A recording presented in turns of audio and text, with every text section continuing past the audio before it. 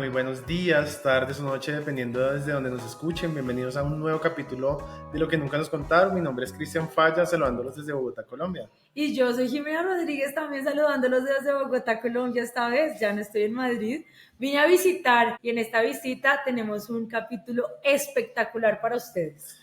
El día de hoy estamos con Oreste Alzate. Oreste, bienvenido, muchas gracias por estar en este espacio. Oreste es el actual dueño y encargado de la Casa La Estrategia, espacio donde se grabó originalmente la película La Estrategia del Caracol, grabada en 1993 y producida por Sergio Cabrera como su director.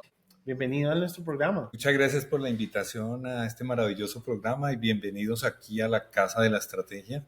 Y también les da la bienvenida aquí la mascota número 1 de la casa, el Rocket. Hoy tenemos un tema muy especial y es que vamos a grabar este capítulo donde se produjo La Estrategia del Caracol, película dirigida por Sergio Cabrera en el año de 1993. Creo que estamos en un capítulo muy especial para Colombia, en especial los bogotanos, porque esta película nos viene a retratar nuestra más honesta idiosincrasia y lo que sucedía en los 90 en Colombia, ¿no? Veníamos de una época bastante marcada por el narcotráfico, el terrorismo y además una desigualdad social entre clases, tanto sociales, vale la redundancia, como económicamente, y eso hacía que las masas se movieran en diferentes medidas y se vieran las sociedades desde diferentes ángulos. Entonces, ¿tú te viste La Estrategia del Caracol hace cuántos años? Yo era jovencita. Yo creo que me la vi como en el 95, en realidad yo no me vi el estreno, pero yo me vi la película del año 95. Para nosotros era una película muy especial porque Colombia no se destacaba por el cine a nivel internacional. Fue la primera película que entiendo, para mí desde mi época, sale a nivel internacional muchísimos premios, pero además retrata nuestra realidad como es, perfecta, sin tapujos, libretos hechos lejos de nuestra realidad, nuestra forma de conversar, nuestra forma de hablar, de hacer las cosas. Entonces sí fue como en el 95, ya te hace 30 años. Por eso cuéntanos un poco sobre esta historia de cómo llegó a ser esta la casa de, pues, La Estrategia del Caracol, porque es importante hacer acá un paréntesis, es que para los 90 vino a ser un auge en el cine colombiano y empezamos a generar contenido de gran calidad, ¿no? Entonces, ¿cómo fue cómo llegó acá a Bueno, desarrollarse? aquí llegó el productor de la película, Salvo Basile, el italiano, que él estaba buscando locaciones aquí en la Candelaria. Entonces contactó a mi papá y le gustó la casa, el espacio, porque tenía todas las características de lo que se buscaba para retratar lo que era la estrategia de Caracol. Entonces, ese fue como el primer punto de que Sergio Cabrera llegara aquí con sus actores y a reconocer el espacio de la película, la estrategia de Caracol.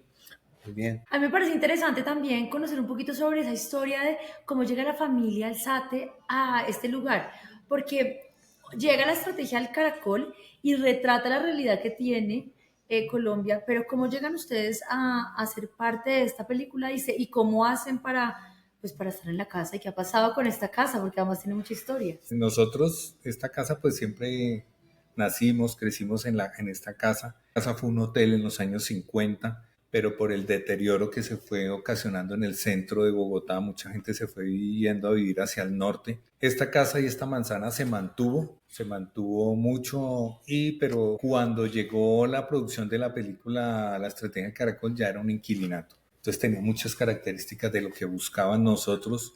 Vivíamos acá en la casa con mis hermanos, mis padres, y eso fue un acontecimiento porque las personas tanto que vivían aquí en la casa como alrededor empezaron a cobijarse en la película La Estrategia de Caracol como extras, ayudantes de manejar cables, ver cosas, estar noveleando los actores que llegaban. Eso era un pasaje cotidiano de los personajes de la película La Estrategia de Caracol. Lo cierto fue que la grabaron hasta el año más o menos 1990. Le tocó hacer un pare a Sergio Cabrera y por cuestiones de financiación de la película no tenía los recursos. Entonces le tocó hacer un pare para buscar los recursos para poderla financiar. En ese aspecto, pues, una anécdota que hay es que él viajó a México, se conectó con Gabriel García Márquez y Gabriel García Márquez le preguntó qué pasaba con la estrategia de Caracol. Entonces él dijo, no, la película está parada porque no tengo fuentes de financiación para acabar la producción. Él le ayudó a conseguir financiación para terminar la película, así la terminaron en el año 91, 92, la estrenaron en el año 93 y pues ya lo que sabemos fue un acontecimiento a nivel nacional, internacional, y la película, así como tú decías, trata lo que somos los colombianos y esa lucha por la dignificación, por el reconocimiento de la injusticia, de la justicia, las citas claves que hay en la película.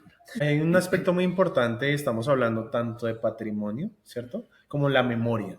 Esto hace parte de un ejercicio de la memoria que es bueno para que las nuevas generaciones entiendan de dónde venimos, ¿no? Porque realmente sin historia no somos nada y estamos condenados a repetir los mismos errores. Pero hay un aspecto importante que mencionas y es la dignidad humana. Ya para este momento, después de 30 años, no hay spoilers. O sea, vamos a hablar de momentos específicos de la película. Y es que la estrategia de Caracol parte desde el desalojo de una comunidad de personas que, a pesar de no tener un lazo de sangre establecido, eran familia. Venían de diferentes estilos de vida, de diferentes oficios y profesiones y convergían en este espacio para su familia.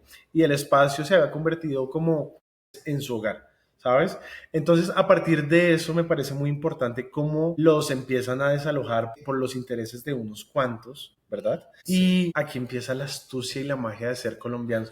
Eso que hablan tanto de como que el colombiano es una persona muy astuta, muy sensata, muy recursiva. Y eso lo vemos retratado a la perfección de todo lo que tuvieron que hacer los personajes para empezar a ralentizar ese desalojo paso a paso. Sí, a mí eso me parece espectacular, pero además me pasa que con la estrategia empiezas a ver cómo las comunidades se forjan dentro de sí mismas y empiezan a generar unos lazos impresionantes.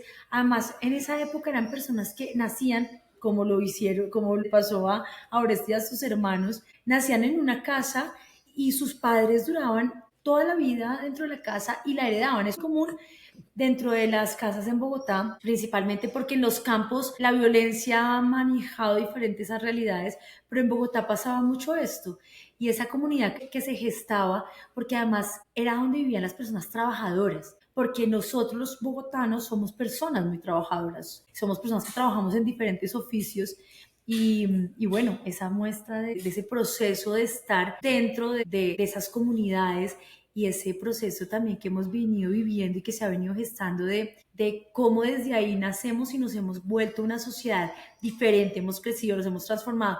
No sé si somos mejores o peores, pero nos hemos transformado. Entonces, pero eso es parte de nuestras raíces. Yo tengo una pregunta para Oreste. En la película hay un aspecto fundamental y maravilloso, que es cuando finalmente desalojan la casa y le dice como, se la entrego, yo ya no soy como la voz pues de las personas acá, hagan lo que quieran con la casa. Cuando entran, bueno, hay una explosión bastante controlada porque desde ese momento, o sea, cuando desalojan la casa y se van, hay un mensaje muy de fondo y es siempre nosotros no nos vamos de acá porque queremos y tampoco queremos hacerle daño a los demás, ¿sabes?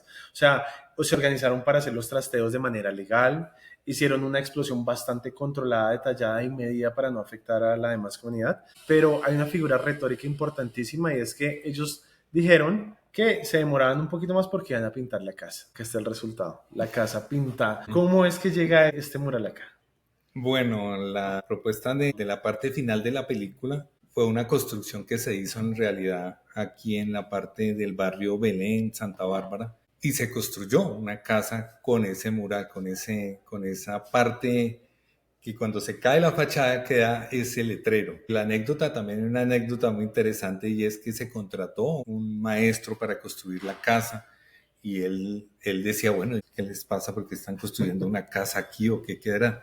Y la sorpresa más grande de él fue que cuando se hizo la explosión, eso fue en una madrugada de un sábado, y se cayó y el maestro quedó plop. ¿Qué? La construyen para tumbarla. Para tumbarla y quedó el letrero y bueno. Ahí otra anécdota que contaban dentro de la película es que las cámaras fallaron y solamente quedó una cámara y fue la que logró captar ese momento. Una cámara fue la que logró captar porque las otras no se sabe si fue por la explosión y quedó ese momento que es el momento más épico, más representativo de la estrategia de Caracol y que todo el mundo lo reconoce. Son tomas que se pueden hacer una vez, o la haces solo o una la vez. pierdes. Yo creo que esta película retrata muy bien nuestra esencia en el sentido de que el cine, dentro de sus capacidades magníficas, está en transmitir esas emociones que tiene el ser humano muy propias.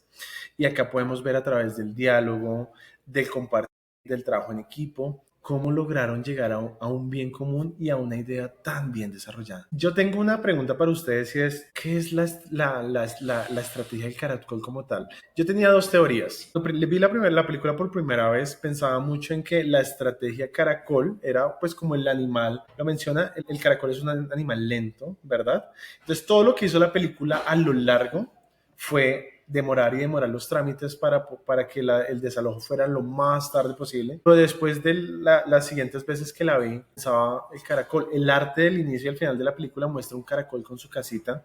Y yo decía, ¿qué es eso? O sea, el caracol finalmente lleva su casa a espaldas y el ejercicio que hacen dentro de la película de levantar los muros, las ventanas, las puertas, es una representación gráfica de su historia que se está echando a sus espaldas para seguir construyendo su historia desde cualquier lugar que comiencen. ¿Cómo lo vieron ustedes o qué pensaron?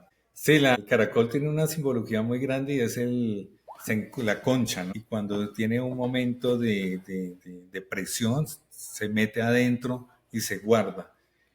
Pero está ahí y sigue avanzando poco a poco. Y esa era la estrategia del caracol, ¿no? Era empezar poco a poco a generar cosas, a llevarse una puerta, una ventana, hacer toda esa estrategia de un caracol para generar toda esa parte de la resistencia también, ¿no? Que es de fondo la película, la resistencia contra la justicia de la injusticia, y la dignidad, ¿no? Ellos veían el retrato de la indiferencia ante muchas situaciones de vida, ante muchos años en una casa y solamente eso, la indiferencia. Entonces, muy bonito ese nombre, porque ese nombre representa lo que es esa lucha de los colombianos, ¿no? Lo que somos, la resistencia cotidiana a muchas circunstancias que se nos presentan en la vida. No sé cómo lo ves. Eso es cierto. A mí me parece que es la estrategia del caracol porque no siempre ellos llevaban su casita. O sea, ellos se llevaron su casa a cuestas.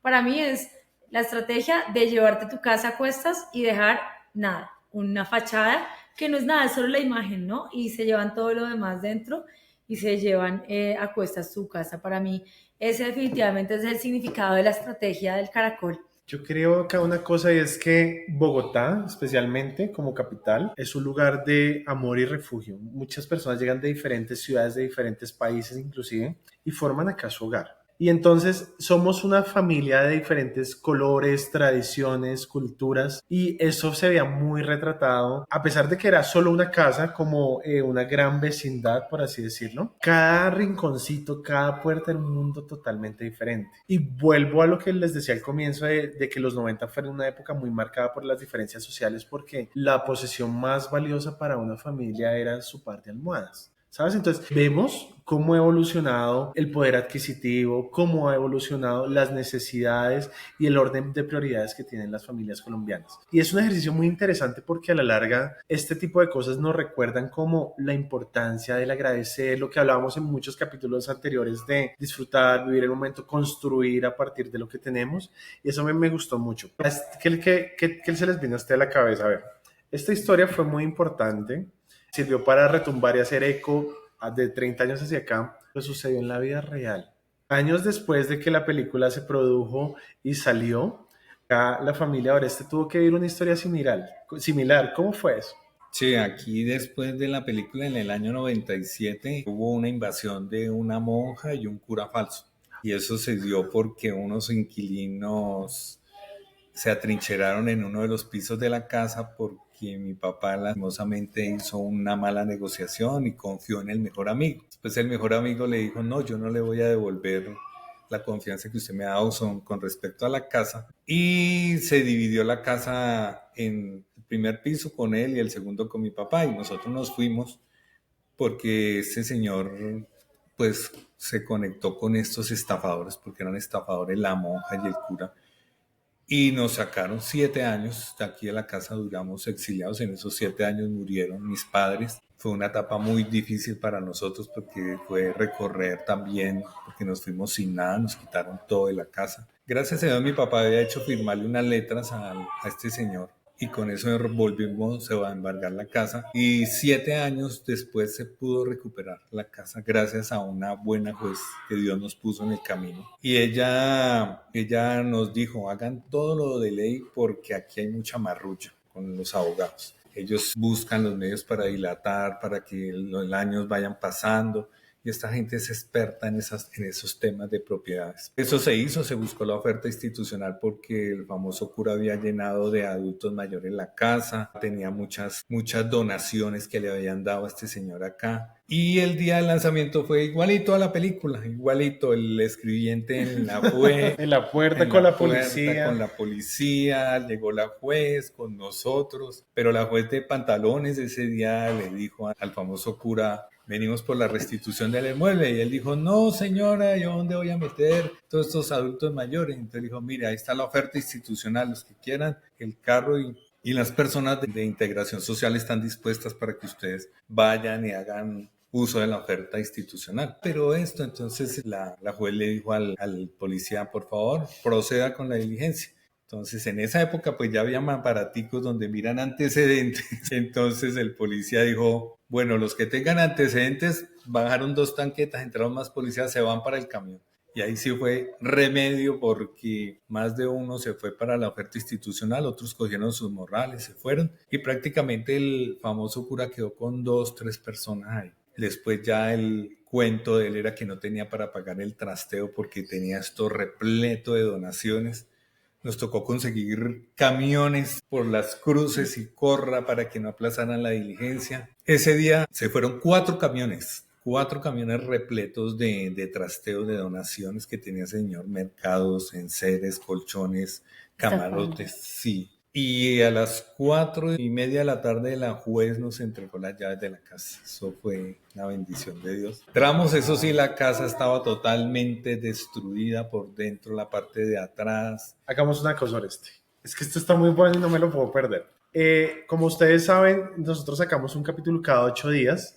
Dentro de 8 días vamos a contar el desenlace de esta historia y sobre todo qué ha pasado con la casa, la estrategia después de estos años. Entonces, les recuerdo que mi nombre es Cristian Falla. Oreste, te agradecemos mucho por estar en este espacio. Recuerden que nos pueden seguir en nuestras redes sociales. YouTube, suscríbanse a nuestro canal para que les avise cuando tenemos nuevos capítulos y nos vemos en el próximo capítulo para ver qué pasó con la familia de Oreste y qué pasó en estos años hasta hoy, 32 años después. Nos vemos en el próximo capítulo. Abrazo, gracias. Chao, chao. Chao, chao.